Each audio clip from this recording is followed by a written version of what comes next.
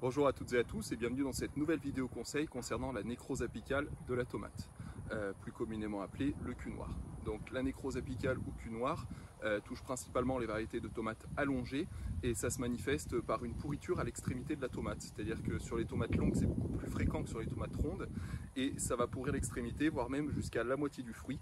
Ça va être noir, donc le fruit peut quand même se consommer, mais il y en a une grande partie qui est perdue. Puisqu'il y en a une grande partie qui pourrit. Voilà.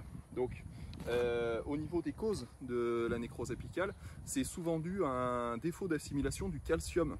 Donc, le défaut d'assimilation du calcium, ça ne veut pas dire qu'il n'y a pas de calcium dans votre sol, ça veut juste dire qu'il y en a peu, pas suffisamment, ou simplement qu'il n'est pas admissible par la plante. C'est pour ça que souvent, le cul noir se manifeste dans le cas d'une irrigation irrégulière, c'est-à-dire un arrosage irrégulier. Quand on a de la pluie, puis une période sèche, puis à nouveau une période pluvieuse, puis à nouveau une période sèche, ou alors quand on arrose, qu'on arrête d'arroser, qu'on arrose à nouveau le jardin.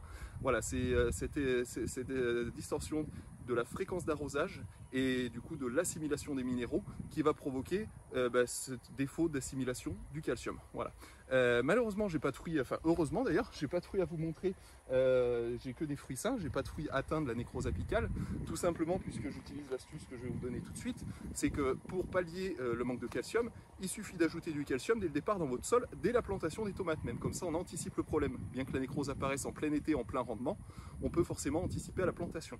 Donc pour apporter du calcium dans le sol et rectifier les carences s'il y en avait, c'est très simple, il suffit de mettre de la chaux magnésienne ou du lithotame, des algues broyées, qui vont être des apports calciques, donc type chaud, et qui vont surtout être doux, naturels, progressifs et contenir de 15 à 30% de calcium. Donc c'est vraiment énorme, c'est les produits qui contiennent le plus de calcium. Ça reste totalement naturel, ça reste aussi très agréable pour le potager d'un point de vue général, il n'y a pas forcément que le calcium que ça apporte, hein. Ça va apporter un plus déjà au niveau du pH également, sur les sols cultivés, ça a des acidifiés, donc voilà, vous avez tout à gagner à faire ça. Donc lithotame ou chaux magnésienne, dans tous les cas, il y a du calcium et ça va limiter ou éviter carrément les risques de nécrose apicale. Donc ça, c'est à la plantation. Ensuite, si vous avez un problème de nécrose apicale, que vous n'avez pas pu mettre ce qu'il fallait à la plantation ou que vous l'avez fait mais que ça n'a pas suffi, il y a une astuce très simple qui consiste à apporter du calcium de manière rapide. Donc là, la petite astuce très simple, c'est de faire un arrosage au lait.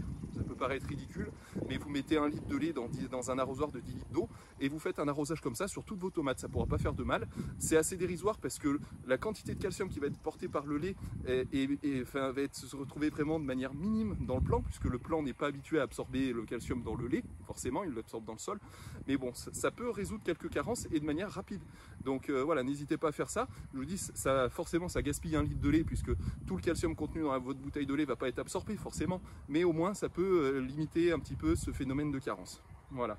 Et après, vous pouvez aussi apporter chaux magnésium ou lithotame en cours de culture. C'est simplement que vous aurez perdu quelques fruits. Voilà. Et faites attention, bien évidemment, à l'arrosage. Comme j'ai dit, c'est un des facteurs aussi.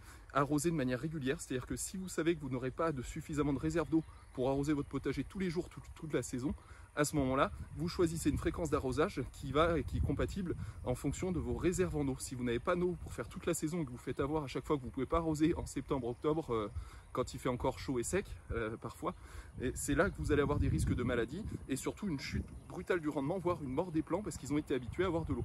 Donc voilà, gardez une fréquence la plus régulière possible, ça vaut pour tout le potager, c'est vraiment bien pour tous les légumes, une fréquence régulière.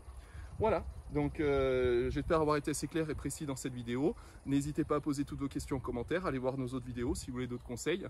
À bientôt dans une nouvelle vidéo, mettez-nous un pouce bleu.